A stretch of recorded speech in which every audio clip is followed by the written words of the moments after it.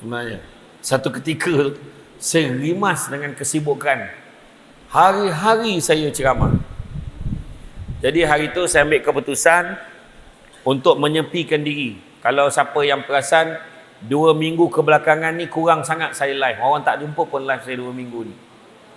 Sebenarnya saya membawa diri sampai ke sebuah pesantren di Jawa Barat di Indonesia.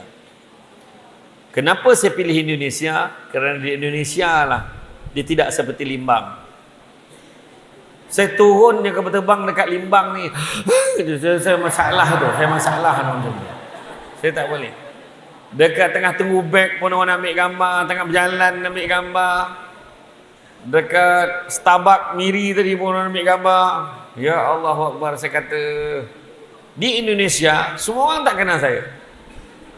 Kalau Samsul Debat, orang Malaysia. Di Indonesia. Memang dia orang tak kenal saya. Itu sebab saya pilih Indonesia. Saya tenang dekat sana. Saya ambil masa untuk saya pula menuntut ilmu. Saya duduk, ikut kelas, dengar apa yang ustaz tu ajar. Dengar. Macam itulah. Jadi saya dapatlah peluang untuk menenangkan diri lebih kurang macam 7 ke 8 hari. Kemudian saya ke Bandung. Daripada Bandung saya kembali ke Jakarta. Sampai ke Jakarta saya naik kapal terbang. Saya balik semula ke Malaysia. Dan baru 2-3 hari ni baru saya start ceramah balik semula. Dan destinasi yang paling menyebabkan saya excited adalah Limbang. Kerana Limbang ni saya tak pernah sampai lagi. Dan saya dah dibawa tadi pergi ke Tremendous Cafe. Dia siap tulis number 1 di Limbang. Besar mana Limbang kau nak tulis kau nombor 1? Kau punya ayat macam kau ada populasi 1 juta orang dan kau nombor 1. Tapi tak apalah, tapi memang sedap. Memang sedap. Makanan dia sedap. Saya tadi bungkus tadi habis licin tinggal tulang aja. Sedap betul dia punya chicken wing crispy. Korang kat asrama tak dapat. Itu pun adab juga tu. Tak baik cerita pasal makanan dekat orang ni. Tapi memang sedap. Sedap. Dengan ini saya umumkan hujung minggu ni semua akan dapat chicken wing crispy. Tanpa nasi. Seorang 2 ketul aja. Tu saya bila saya cakap tu maknanya YDP PIBG akan uruskan. Ya, okey kan. Jadi kalau kita tengok kan, ada satu lagi adab itu juga selain pada kita menghormati guru, adab itu juga menuntut pelajar supaya menggembirakan hati guru. Itu sebabnya beberapa hari yang lalu kita menyambut sambutan Hari Guru. Guru yang paling popular dapat anugerah. Guru yang paling garang pun dapat anugerah. Guru yang paling glamour dapat anugerah. Dan biasanya guru yang tak campur orang, yang buat hal sendiri tak dapat anugerah. Guru-guru yang konon sporting dapat anugerah. Maka masa tu adalah guru-guru yang menangis kerana tak sangka ada anak murid yang menghargai mereka. Maka ada yang bagi bunga, ada yang buat ucapan, ada buat persembahan atas pentas. Oh guru, kau disiram bayu pagi, kehilangan terasa kini dan kesepian. Macam itulah lagunya. Dan aku. Tapi itu sebenarnya lagu Oh ibu, kau disiram bayu pagi. Sebenarnya lagu kumpulan Exist. Dia tukar jadi kumpulan Exhaust. Sebab persembahan, sebab nak tarik hati guru-guru dia. Kan?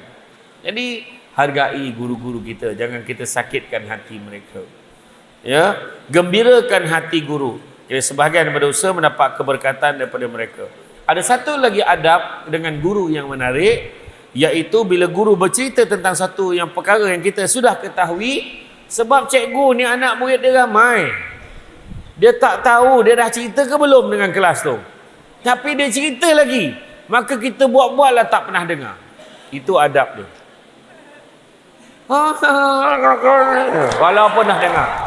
Walaupun dah dengar banyak kali dah benar. Kita kena faham, saya dah buat kajian. Cikgu ni dia ada 3 dialog yang paling popular yang dia biasa sebut. Dialog yang pertama dia selalu sebut, apa nak jadi dengan kamu ni? Satu. Itu dialog yang pertama cikgu selalu sebut. Dialog yang kedua yang lagi popular, kamu sedar tak periksa berapa hari lagi? Yang kedua. Dan satu dialog yang paling popular yang cikgu selalu sebut, kamu tahu tak, zaman saya dulu tak habis zaman dia. Itu memang selalu sebut. Tapi mak kita di rumah tiga-tiga dia sebut. Apa nak jadi dengan kau ni? Kau tu tak periksa berapa hari lagi? Zaman mak dulu tak tiga-tiga tu. Jadi jangan risau. Cikgu tu pun dia mengulang apa yang cikgu dia cakap dulu. Jadi mana kata kita buat-buatlah macam kita tak pernah dengar. Kerana bila kita memberitahu, alah dah tahulah cikgu berkali nak cerita, kita akan kecilkan hati cikgu. Jangan. Begitu juga penuntut ilmu perlu mengikuti pesanan Rasulullah SAW yang menekankan niat yang betul dan ikhlas dalam menuntut ilmu. Niat ini adalah penting. Inna a'malu bin niat. Niat kita biarlah kerana Allah. Lillahi ta'ala. Hari ini dengan ceramah pada Samsul Debat pun kerana Allah. Bukan sebab nak tengok Samsul Debat tu popular ke tak popular ke tak. Samsul Debat pun sendiri tak setengah mak tengok ceramah dia balik semula. Kalau saya dekat rumah, anak-anak saya dah kahwin tau. Kalau dekat rumah, kalau anak saya tengah tengok YouTube tu, saya kata tukar lain. Apa ni tengok ceramah Samsul Debat pula. Saya tak boleh tengok. Kadang-kadang saya pun tak faham kenapa orang suka sangat gelak dengan ceramah saya. Saya pun tak. Sedangkan saya seorang yang sangat serius. Jadi bila niat kita betul, insya-Allah maka akan dapatlah yang baik-baik. Kan? Sikap ini adalah mengelakkan daripada perasaan riak seperti menginginkan pujian dan menghina mereka yang jahil. Belajar bukan sebab nak riak, bukan nak jadi hebat. Kalau kita baca dalam kitab, kalau kita baca kitab hadis 40, salah satu tu tentang menuntut ilmu. Ada 4 kategori manusia yang menuntut ilmu tapi dilaknat oleh Allah. Siapa dia? 4 kategori manusia yang menuntut ilmu tetapi dilaknat oleh Allah. Siapa dia? Yang pertama, orang yang menuntut ilmu kerana nak tunjukkan siapa yang paling pandai. Dia nak tunjuk, tengok nanti, aku habis belajar nanti dalam kampung ni siapa paling pandai. Itu pertama. Dia nak bertanding, nak tunjuk siapa yang paling pandai. Kedua, orang yang menuntut ilmu supaya orang mendongak kepada dia. Dia nak orang hormat dekat dia. Orang ni juga dilaknat oleh Allah. Ketiga, menuntut ilmu kerana ingin mencapai keuntungan dunia. Sebab nakkan kekayaan. Itu sebab banyak ibu bapa, saya selalu pesan hati-hati. Kalau nak hidup senang, nak kaya, belajar. Salah ajar anak macam tu. Sebenarnya. Dan yang keempat, orang yang menuntut ilmu kerana nak berlawan sesama orang yang bodoh. Ada juga. Sesama orang yang bodoh dia nak belajar, nak berlawan. Dia tahu balik kampung kawan-kawan tu bodoh-bodoh semua, tak belajar tinggi. Maka dia nak tunjukkan dia pandai, dia tunjukkan dia. Jadi tujuan dia itu pun dilaknat oleh Allah Subhanahu Wa Taala. Jadi menuntut ilmu yang paling baik biarlah kerana Allah. Kekayaan yang paling besar adalah akal. Kemiskinan yang paling besar adalah bodoh. Keburukan yang paling buruk adalah terpesona pada diri sendiri. Dan semula-mula perbuatan adalah akhlak yang baik. Saya ulang balik. Kekayaan yang paling besar adalah akal. Kemiskinan yang paling besar adalah bodoh.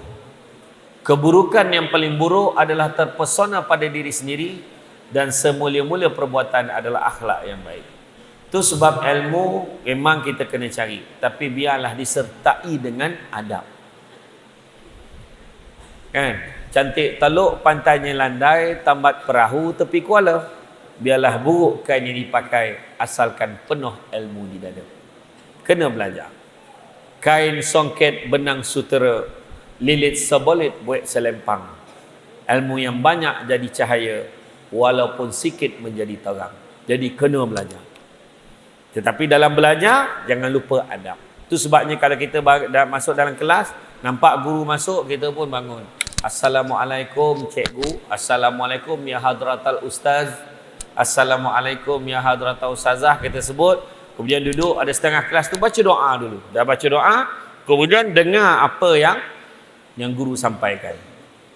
Ikut peraturan. Guru kata hantar dulu kerja-kerja yang semalam, hantar letak atas meja saya. Hantarlah walaupun tak siap, hantar.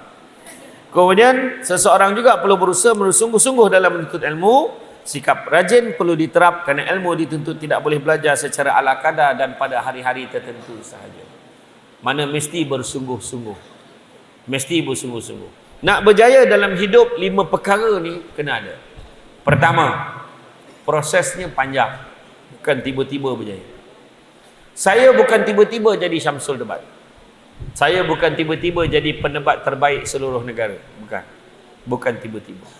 Saya dapat top rank best speaker Malaysia untuk debat diraja pada tahun 2000, 2001, 2002. Tapi pada ketika itu, bukannya tiba-tiba kita menjadi berjaya seperti itu.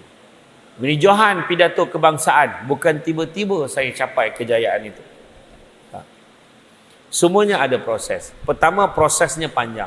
Nak duduk dekat dalam sekolah ni, semua di kalangan kita ada yang pernah masuk sekolah tadika, masuk sekolah rendah, sampailah tahun 6, masuk tingkatan 1, tingkatan 2, sampailah sekarang. Jadi makna kata semuanya adalah proses. Itu pertama. Kedua, mesti ada komitmen. Masuk kelas, buat homework, siapkan assignment, hantar kerja. Yang ketiga, kena ada fokus. Tak boleh main-main. Tak boleh khayal aja, fikir benda-benda lain. Kan? Fokus. Yang keempat, kena ada kepatuhan kepada peraturan dan undang-undang. Mesti ada disiplin. Kalau tak ada disiplin pun tak boleh berjaya. Dan yang kelima, mestilah ada apa yang disebut sebagai keberterusan ataupun disebut sebagai konsistensi, ataupun ustazah-ustaz dekat sekolah ni sebut sebagai istiqamah. Mesti berterusan. Tak boleh hari ni rajin, besok malas. Malam-malam malas, rajin balik. Rajin, cuba malas balik. Tak boleh. Dia mesti konsisten. 5-5 ni, kalau buang satu pun kita takkan boleh berjaya. Mesti ada kelima-lima ni. Sebagai contoh dalam kuliah ilmu, ketika tak ada kelas atau kelas dibatalkan. Contoh. Okey, untuk makluman, cikgu tak dapat datang. So, kelas ni batal. Kita pun. Cuti merdeka. Semua perayaan, kongsi facai semua ada. Rasa gembira sangat. Gembira sangat rasa. Tetapi sebenarnya sebagai pelajar yang beradab, dia tidak akan bergembira dengan ketidakhadiran gurunya, tetapi sebaliknya dia akan tetap membaca buku tidak kira apa yang berlaku pada kelas itu. Dia akan tetap baca buku yang berkaitan dengan subjek yang sepatutnya dipelajari. Kerana termasuk dalam adab menuntut ilmu adalah meluangkan masa sebaik mungkin supaya berlaku penambahan ilmu tidak kira di mana pun kita berada. Memetik kisah Imam Abu Hatim dengan anaknya Imam Abdul Rahman, yang kedua-duanya ialah imam besar dalam ilmu hadis pada kurun ketiga Hijrah. Orang bertanya kepada Imam Abu Hatim. Dengar cerita ni, dengar betul-betul. Dia bertanya pada Imam Abu Hatim. Dia kata, mengapa anak kamu begitu alim? Maka lalu Imam Abu Hatim menjawab, anakku belajar denganku di semua tempat. Setiap masa, sehingga kan jika aku masuk ke dalam bilik mandi, dia akan membaca dan belajar di luar bilik mandi. Maknanya sambil-sambil dia masuk bilik air pun, anaknya masih belajar, dia nak dengar. Dan dia akan tegur apa yang anak dia baca. Dan keluasan ilmu juga memerlukan pelajar mencari guru seramai mungkin supaya dapat menjadikannya berfikiran terbuka dan tidak terlalu jumud memahami ilmu hanya melalui satu sudut pandang. Selain daripada itu, dalam menuntut ilmu mestilah mempunyai peralatan yang lengkap seperti buku dan alatan menulis. Tengok hari ini berapa ramai yang menulis apa yang saya bagi tahu. Zaman Nabi dulu ada seorang sahabat nama dia Abu Hurairah radhiyallahu anhu. Abu Hurairah dia tidak perlu menyalin, sebab apa yang Nabi sebut dia terus ingat. Jadi siapa yang tak menyalin malam ni, saya anggap dia bersaudara dengan Abu Hurairah. Habis cerita. Lepas tu kan tanya, faham tak? Faham. Dia cerita apa? Sama je. Dan kau tak salin, memanglah sama. Kan? Contoh. Begitu juga dalam menuntut ilmu, mestilah kita sedar hakikat manusia tidak terlepas daripada sifat lupa. Apatah lagi ketika sibuk dan fokus dalam menuntut ilmu hingga terlupa untuk berkongsi ilmu diterima dengan orang lain. Saya sendiri pun kadang-kadang terlupa. Itu sebabnya pernah sekali saya bila berceramah, saya kena pergi ambil tauliah. Dan bila ambil tauliah, Saya ditemuduga oleh panel penemuduga dapat tauliah di sebuah negeri di Semenanjung. Kalau orang tanya Ustaz Samsul debat ni satu soalan dan Ustaz Samsul debat tak boleh jawab, macam mana nak buat? Maka saya jawablah, saya cakap je lah saya tak tahu atau saya tak ingat. Mana boleh macam tu? Apa pula? Imam Malik sendiri pun kalau ditanya 10 soalan dia jawab 2 je. Lagi 8 lagi dia kena rujuk balik semula. Jadi tak salah kalau kita mengaku yang kita tak tahu. Kan? Tapi dalam peksa janganlah jawab tak tahu. Tu sebab kena belajar. Masa yang dah diberikan belajar. Dan jangan amalkan. Saya dah biasa last minute. Jangan. Untung batu, untung sabut timbul, untung batu tenggelam. Kan silap-silap kalau kita hilang pedoman langsung kelam. Langsung hilang. Itu sebab jangan kita tunggu last minute. Belajar daripada awal. Kongsi ilmu yang kita dapat, jangan kedekut dengan ilmu kita ada, sebab bila kita sharing dengan kawan-kawan kita akan lebih ingat. Ulama dulu berkata antara keberkatan ilmu adalah kita belajar dan mengajar. Jadi sebagai penuntut ilmu, bila ada ilmu, sebarkan kepada orang lain. Sebarkan kepada orang lain. Sebar panjangkan kepada orang lain. Itu sebabnya dalam hidup kita, bila kita mati besok, Allah Ta'ala akan tanya 3 perkara. Dah mati nanti Allah Ta'ala tanya 3 perkara. Pertama, Allah Ta'ala akan tanya tentang nikmat. Kedua, Allah Ta'ala akan tanya tentang amanah. Dan ketiga, Allah Ta'ala akan tanya tentang silaturahim. Amanah dan silaturahim saya tak nak cerita dulu. Itu lain kali kena panggil lagi. Yang pertama, bila sebut tentang nikmat, ada 4 jenis nikmat Allah Ta'ala akan tanya. Pertama, nikmat umur. Allah Ta'ala akan tanya, umur kamu hidup atas dunia dulu berapa tahun? Dan macam mana kamu habiskan? Kedua, Allah Ta'ala akan tanya tentang nikmat muda. Macam mana kamu habiskan nikmat muda kamu? Kamu buat apa masa muda? Yang ketiga, Allah Ta'ala akan tanya tentang nikmat harta. Dari mana kamu dapat harta dan ke mana kamu belanjakan? Jadi jangan kita suka-suka cakap, duit aku sekati aku lah. Tak. Kita tetap ditanya tentang dari mana kita dapat duit tu dan ke mana kita belanjakan. Dan yang keempat, nikmat ilmu. Ilmu yang kita dapat, pertama kita ditanya amal atau tidak. Yang kedua akan ditanya kita sebar panjangkan ataupun tidak. Penting. Kita kena sebar panjangkan kepada yang lain. Ilmu mampu membuatkan kita meraba-raba mencari panduan hidup. Hanya dengan menjaga adab, maka kita mudah untuk memahami ilmu. Apakah adab-adab yang perlu ada dalam menuntut ilmu? Yang pertama, ikhlaskan niat dalam menuntut ilmu, biarlah kerana Allah. Disebutkan di surah Al-Bayyinah ayat yang kelima, padahal mereka tidak diperintahkan melainkan supaya menyembah Allah dengan mengikhlaskan ibadah kepadanya, lagi tetap teguh di atas tauhid, dan supaya mereka mendirikan salat serta memberikan zakat, dan yang demikian itulah agama yang benar. Maka menuntut ilmu bukannya mengharapkan perkara-perkara lain, tapi sebaliknya mengharapkan keredaan daripada Allah Subhanahu wa taala. Itu pertama. Kedua, adab menuntut ilmu, rajin berdoa kepada Allah memohon ilmu yang bermanfaat. Mudah-mudahan ilmu yang ada menjadikan kita sebagai manusia yang boleh memberi manfaat kepada orang lain. Di Tremendous Cafe tadi kami baca hadis yang diletakkan dekat dinding. Khairun nas anfa'hum linnas. Sebaik-baik manusia, manusia memberi manfaat pada orang lain. Kalau kita nak jadi manusia bagi manfaat pada orang lain, kenalah ada ilmu. Yang ketiga, apa yang adab yang perlu ada, bersungguh-sungguh dalam belajar dan selalu merasa dahagakan ilmu. Sentiasa nak belajar, sentiasa nak ambil tahu, sentiasa nak cakna dengan perkembangan semasa. Yang keempat, menjauhkan diri dari dosa dan maksiat dan bertakwa kepada Allah Subhanahu wa taala. Dalam kita belajar, jauhi maksiat. Jangan couple-couple. Jangan nak bercinta-cintun, tak payah, belum masanya lagi. Kan? Buat masa ni ingat cinta yang perlu ada, bab kata dalam nasyid, kalau pernah dengar lah lagu nasyid tu. Cinta kepada Allah, cinta Rasul, cinta ibu bapa, cinta kepada ummah, cinta kepada kecemerlangan. Marilah kita semua cinta 5 perkara. Cinta pada Allah, cinta pada Rasul, cinta pada ibu bapa, cinta pada ummah, cinta kepada kecemerlangan. Cinta boyfriend girlfriend tak disebut dalam tu. Ya. Cinta tu belum sampai masanya lagi. Belum sampai masanya lagi. Ya. Pernah dengar tak ada satu lagu nasyid tu? Ada satu lagu nasyid ni. Geraklah kamu memikat hati, senyum tawamu manis sekali. Namun kini aku menyadari, ia adalah ranjau berduri dan semestinya aku lalui. Pernah dengar tak tu?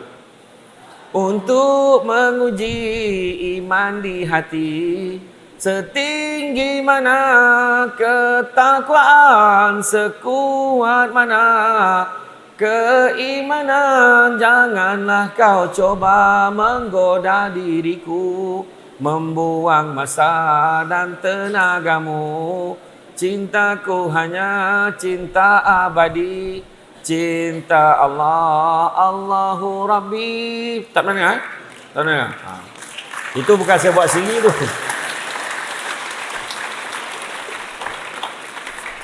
Terima kasih. Okey, kemudian sambung. Apa lagi adab seterusnya? Tidak boleh sombong dan tidak boleh malu dalam menuntut ilmu. Ini kadang-kadang bila cikgu tanya, ustazah tanya kelas, faham ke tak faham, semua koma. Cikgu pun tak tahu dia faham ke tak faham. Kelas, ada apa-apa soalan? Macam tu lah. Ada tu kelas, ada apa soalan, pandang orang lain. Tapi kadang ada tu, cikgu saya ada satu soalan. Jadi kena bahan. Apa tanya soalan, siut. Soalan lagi pula. Masalah juga. Jangan sombong dan jangan malu dan menuntut ilmu. Kemudian yang keenam, mendengarkan baik-baik pelajaran yang disampaikan oleh guru. Dengar baik-baik. Dengar baik-baik apa disampaikan oleh guru. Saya pernah tak dengar ada satu pantun lagi? Ni. Cikgu-cikgu pun kena dengar pantun ni. Orang lama dia biasa dengar pantun ni. Berburu ke padang data. Pernah dengar tak? Berburu ke padang data dapat rusa berbelang kaki. Pernah dengar tak pantun ni? Pernah dengar. Tapi ramai pernah dengar tapi fahamnya tidak. Berburu ke padang data. Mana ada orang berburu kat padang? Padang data pula tu. Takkan kau tak nampak tak ada binatang situ? Berburu ke padang data dapat rusa berbelang kaki. Mana ada rusa berbelang kaki? Yang berbelang kaki tu apa? Belalang. Tengok, ramai orang yang tak tahu pun pantun saya dah cakap.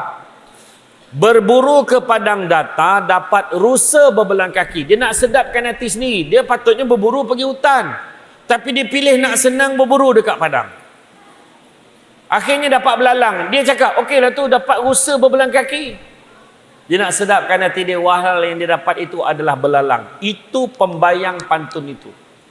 Tapi maksud pantun itu, kalau berguru ke palang aja, kalau tak berguru betul-betul, ibarat bunga kembang tak jadi. Maksudnya apa? Nak kata bunga tak kembang. Nak kata batang aja macam ada kelopak tapi tak kembang. Akan berlaku nanti satu dialog. Bukan dia tu belajar kat sekolah SMKA Limbang ke dulu? Lepas tu sambung universiti kan? Habis kenapa dia tak berjaya? Sebab dulu belajar main-main. Tak dengar pesan guru dia betul-betul. Saya sampai hari ni tak boleh nak cakap saya pandai sendiri tak. Saya belajar dengan guru-guru saya. Saya belajar dengan sesiapa yang saya boleh belajar. Dengarkan baik-baik pelajaran yang disampaikan oleh guru. Seterusnya yang ketujuh. Adab yang seterusnya adalah diam ketika pelajaran disampaikan. Melainkan ada persoalan yang nak dikemukakan, itu pun ada adabnya. Tak boleh cikgu, tak boleh macam tu. Angkat tangan. Tunggu guru pandang, angkat tangan. Cikgu izinkan saya bertanya satu soalan. Kan? Kemudian berusaha memahami ilmu yang disampaikan. Berusaha untuk faham. Kalau tak faham, cuba juga untuk faham. Sampailah kita faham. Yang kesembilan, menghafal ilmu yang disampaikan. Kemudian berusahakan untuk menghafal ilmu disampaikan ni, sebab kadang-kadang kita kena ingat, selalu kena ulang-ulang supaya kita hafal dan kita ingat. Dan begitu juga yang ke-10, mengikat ilmu atau pelajaran dengan tulisan. Kerana kata ulama terdahulu, ilmu itu ibarat binatang buruan. Kalau nak tangkap dia, kita kena ikat dia dengan mata pena, iaitu dengan mencatat. Dengan mencatat mungkin kita akan lebih ingat dengan apa yang kita pelajari.